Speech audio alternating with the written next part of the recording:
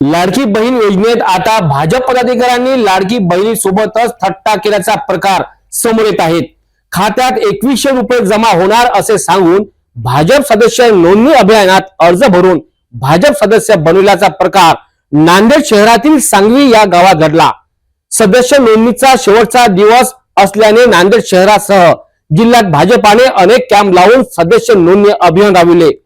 अशात भाजप सदस्य वाढवण्याकरिता आता लाडकी बहीण योजनेत वापर केला जात आहे। राज्यात महायुती सरकार सत्तेत आली। सत्तेत येण्याकरिता महायुती सरकारने लाडक्या बहिणींचा मोठा गाजावाजा केला।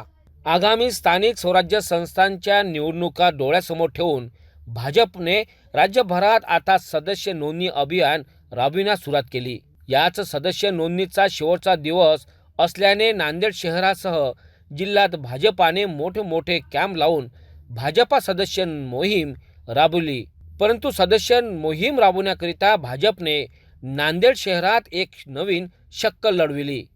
लाडक्या बहिणीला 2100 रुपये येणार असे सांगून भाजपाने लाडक्या बहिणीची त्यांची थट्टा केल्याचा प्रकार नांदेड शहरात घडला।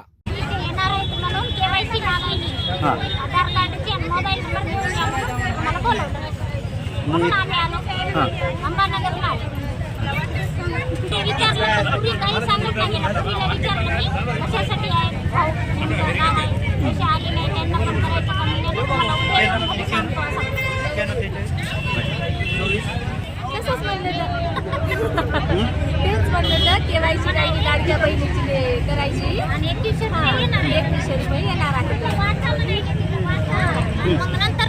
नांदेड शहरातील सांगवी या गावात भाजपने सदस्य नोंदणी कॅम्प लावले होते। या ठिकाणी 2100 रुपये येणार या आशेवर लाडक्या बहिणींची भाजपा सदस्य नोंदणी कॅम्प या ठिकाणी मोठी गर्दी झाली। भाजपाने सदस्य नोंदणी वाढवण्याकरिता असाही फंडा अवलंबिला आहे। या दरम्यान अनेक लाडक्या बहिणींनी आपली प्रतिक्रिया स्पष्ट केली। महाराष्ट्रामध्ये आमचे नेते देवेंद्र फडणवीस आणि चंद्रशेखर बावनकुळे यांच्या सूचनानुसार 98,000 बूथवर मेगा ड्राईव्ह सदस्य नोंदणी अभियानाचा प्रारंभ आज झालेला आहे। त्या अभियानाअंतर्गतच आज नांदेडमधील शिवाजीनगर वॉर्डातील या गोकुळनगर भागात माझे सहकारी व्यंकट मुदिराज आणि सकाळी श्री विजयजी येवनकर, दुष्यंतजी सोनाळे यांच्या उपस्थितीमध्ये या भागामध्ये सदस्य नोंदणी अभियानाला सुरुवात झालेली आहे। माननीय अशोकरावजी चव्हाण यांनी भारतीय जनता पार्टीत प्रवेश केल्यापासून भाजपाकडे येणाऱ्या सदस्यांच्या आणि कार्यकर्त्यांचा ओघ वाढलेला आहे। येत्या काळामध्ये नांदेड शहरामध्ये दक्षिण आणि उत्तर विधानसभा मिळून जी 650 बूथ आहेत त्या प्रत्येक बूथवर कमीत कमी 200 सदस्य प्राथमिक नोंदवावेत असा आमचा आग्रह आहे।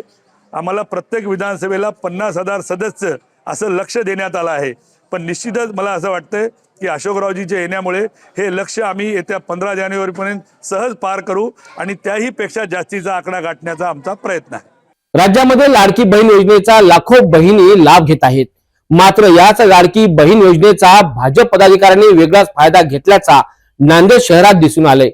भाजप सदस्य मोहिमेत महिलांना खात्यात 2100 रुपये जमा होणार असे सांगून त्यांच्याकडूनच भाजप सदस्य अर्ज भरले जात आहेत। अशा घटनेवर मुख्यमंत्री फडणवीस लक्ष देणार का अशी चर्चा होताना सुद्धा आता दिसून येत आहेत।